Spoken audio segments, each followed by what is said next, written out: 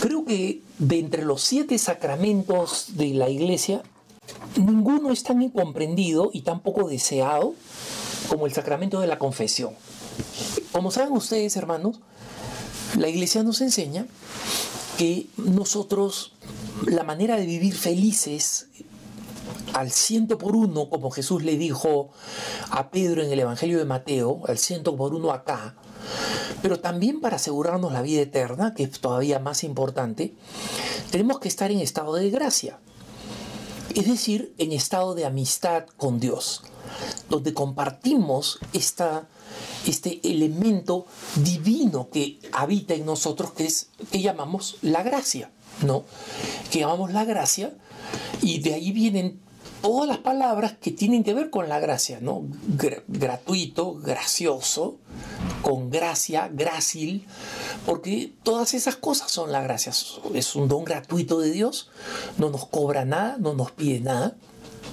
Y por otro lado, le da grandeza, gracilidad a nuestra alma, a nuestro ser, a toda nuestra persona. Entonces, por eso es que es importante recuperar el sentido de la confesión, porque la confesión es ese gran sacramento que ante la caída y la comisión del pecado, que rompe ese estado de gracia y que en consecuencia nos enemista con Dios, ese sacramento de la confesión es único recurso para recuperar la vida de gracia. Y como fallamos y caemos constantemente, entonces la confesión la necesitamos constantemente. Y esto debería ser una convicción muy importante. Y curiosamente existe una resistencia habitual entre los católicos para ir a la confesión. Y normalmente, cuando se trata de esta resistencia, yo veo 2 razones por las cuales el católico que debería recurrir a la confesión no recurre. 2 razones personales, ¿no? La primera razón es el total debilitamiento de la conciencia del pecado. Hay gente que cree que la única razón para confesarse sería pues haber matado a alguien, ¿no? Y no saben que maltratar a una persona, sobre todo si es de forma completamente no provocada o si es de una forma completamente exagerada, si es un antitestimonio de la vida cristiana, si lo he hecho además como antitestimonio escandalizando a otras personas delante de mis hijos, por ejemplo, eso es muy probable que sea un pecado mortal. Yo no puedo calificarlo porque, por supuesto, para que un pecado sea mortal, como sabemos, lo que enseña la Iglesia es que sea, 1, materia grave, 2, plena conciencia, o sea que sé que lo estoy haciendo, y 3, plena libertad. Pero conozco personas que, por ejemplo, han trabajado en el sector público, han sido tremendamente corruptas, pero personas que iban a misa los domingos, que tenían sus imágenes religiosas en casa, ¿no? Y que no creían que un acto de corrupción los obligaba a confesarse, a tratar de enmendarse y a recibir la absolución antes de recibir la comunión. Entonces, el primer lugar que veo es esta conciencia, este debilitamiento de la conciencia de lo que es pecado, ¿no? Y en segundo lugar, la otra razón que veo es que existe esta tendencia muy vinculada a la primera, pero que es distinta, a creer que uno realmente puede confesarse con Dios, que no hay ninguna razón para confesarse con un ser humano. Mira, hermano, cuando tú te confiesas con un ser humano, que tú dices es tan pecador o de repente es peor que yo, efectivamente, pero tanto o más pecador que tú es el que celebra la Eucaristía y la consagra. Ese sacerdote puede ser el abusador más miserable del mundo, y eso no cambia el misterio del amor de Dios que ha permitido que ese sujeto, el que puede ser el más miserable del mundo, siga teniendo la potestad para traer a Cristo en la tierra a través de la hostia y del vino. Ese mismo sacerdote es el que cambia el estado de daño, de pecado original de tu hijo y de tu hija cuando dice yo te bautizo en el nombre del Padre, del Hijo y del Espíritu Santo. Entonces, Yo entiendo que una persona diga, ¿sabes qué? No creo en los sacramentos. Eso es lo que dicen nuestros hermanos protestantes. No creo en los sacramentos. No creo en los sacramentos primero porque no creo que haya una persona que haya recibido la potestad misma de Jesucristo concedida a través de los apóstoles para realizar tantas maravillas. O sea, básicamente los protestantes no creen en que el amor de Dios es auténticamente infinito y puede encontrar formas que pueden parecer incluso absurdas para poder amar a los hombres y para poder abrirles un camino a su gracia y al encuentro con ellos. O también aquellos que dicen, ¿sabes qué? Yo no creo en la religión, o sea que para mí todos los sacerdotes que están vestidos en sotana o en casulla o lo que sea, todos para mí son unos payasos. Bueno, perfecto, entiendo a esa persona, la entiendo. No estoy de acuerdo con ella, yo soy católico, pero la entiendo.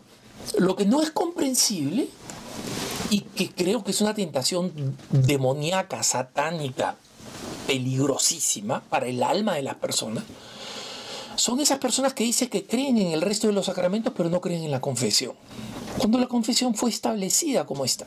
Yo he hablado largamente sobre las responsabilidades del sacerdote que confiesa y de cómo el sacerdote está obligado al secreto y cómo hay sacerdotes que han dado su vida, que son mártires de la confesión y van a seguir dando su vida como mártires de la confesión. Y como muchas veces una de las razones por las cuales es difícil confesarse, porque yo sé que lo van a decir con toda razón muchos hermanos que me escuchan, porque me lo han dicho, Alejandro, yo quiero confesarme, pero nunca hay sacerdote. El horario de confesión es de 5 a 5 y 10 de la mañana, no estoy exagerando, pero son esos horarios imposibles, ¿no? Caprichosos. Y contra los cuales habló San Juan Pablo II diciendo que el sacerdote tendría que estar dispuesto a confesar en cualquier momento en que se le pida, ¿no? Recuerdo mi experiencia de joven recién convirtiéndome, ¿no? Y que estaba agobiado por algunos pecados que había cometido. Fui a una misa en una famosa iglesia monasterio en Lima y esperé pacientemente que saliera el sacerdote que había celebrado la misa en la cual participé, donde no pude comulgar porque estaba en pecado mortal. El sacerdote sale y le digo, padre, por favor, ¿me puede confesar? Y el sacerdote me dice, mira, yo creo que acá a 3 cuadras está la iglesia de no sé qué, efectivamente en el centro de Lima hay múltiples iglesias, ¿no?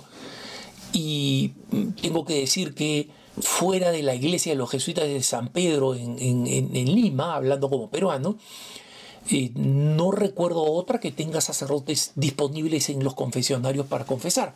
Y si me equivoco, por favor, corríjanme, porque estoy dispuesto a decirme, ¿no?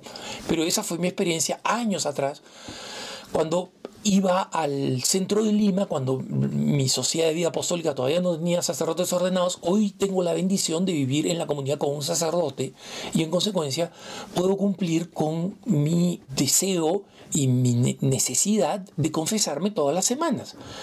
Y entonces alguno dirá, oye Alejandro, pero todas las semanas es súper exagerado. No, hermanos, no es exagerado y les explico por qué.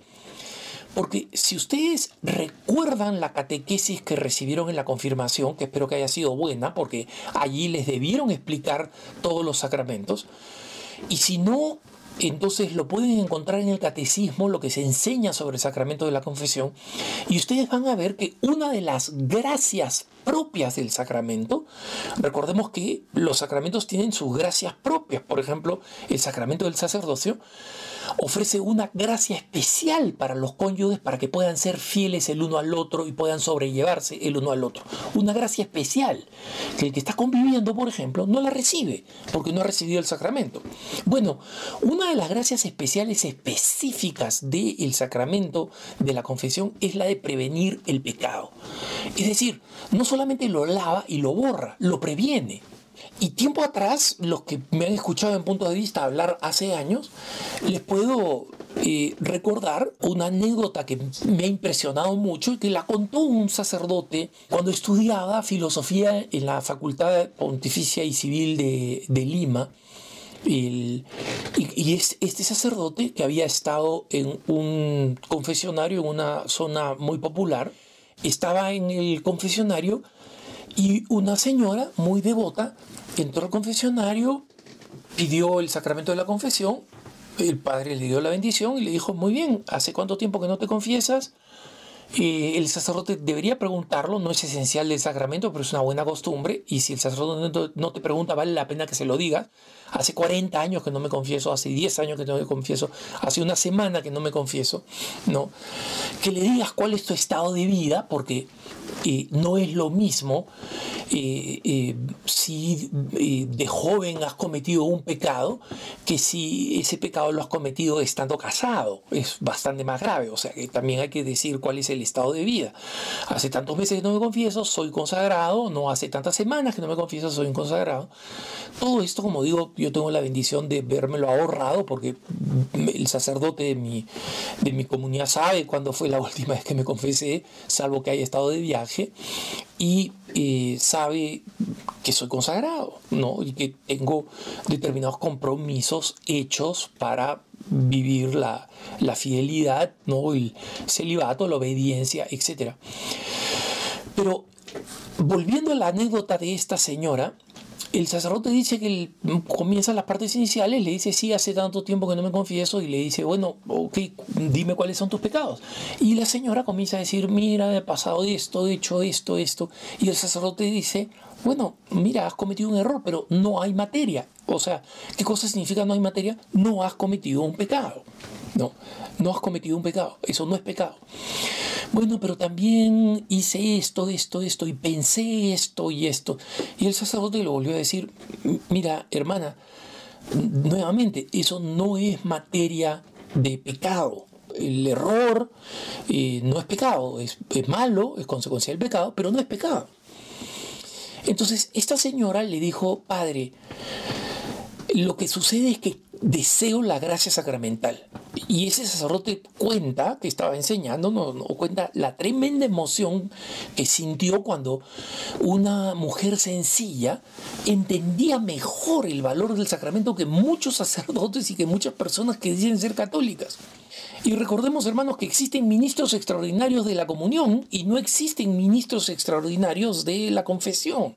Entonces, cuando nosotros vemos esas enormes colas para los cuales se necesitan ministros extraordinarios de la comunión y no vemos las mismas colas en el confesionario, entonces tenemos que preguntarnos, ¿o nuestro pueblo es súper santo? Y si veo lo que sucede en nuestros países a nivel de corrupción, me pongo a pensar que no parece ser el caso, o simplemente la gente no tiene conciencia del pecado y no se está confesando. Y esta señora sabía lo que estaba pidiendo, sabía que estaba pidiendo, además del perdón de los pecados, que en este caso, gracias a Dios, ella no había cometido, pero estaba pidiendo la gracia para no pecar, y esta es parte de la fuerza del sacramento. Cuando una vez al Papa Pío XII le dijeron, Santo Padre, en el mundo de la posguerra, ¿no? Después de la Segunda Guerra Mundial, en la Europa que comenzaba a secularizarse rápidamente, la gente no se confiesa porque ha perdido el sentido del pecado. Y Pío XII contestó, no, la gente ha perdido el sentido del pecado porque no se confiesa. Porque te prometo, si entras en el hábito de confesarte regularmente, vas a ser cada vez más consciente de más pecados. Y si es que no tienes pecados graves, vas a combatir contra los pecados veniales y vas a recibir la gracia a través del sacramento. Por eso es que los católicos tenemos que tratar al máximo posible de confesarnos. Y si somos varios los que queremos confesarnos, entonces eso va a forzar a cambiar las actitudes de algunos sacerdotes que simplemente no ofrecen la confesión porque nadie la pide. Y podemos revertir esa mala costumbre en muchos sacerdotes, porque yo he visto suceder eso, lo he visto suceder en muchas de las parroquias que he visto, que cuando hay una fe dinámica y la gente entiende el valor de la confesión, entonces el sacerdote se da cuenta que tiene que establecer horarios más amplios y generosos para que la gente se pueda confesar. Pero nunca permitas que el mito de que no necesito confesarme, o de que me puedo confesar con Dios, o de que mi pecado no es tan grande, te aleje de este importantísimo sacramento que Dios generosamente nos ha dado para nuestra salvación. Que tengas un buen día.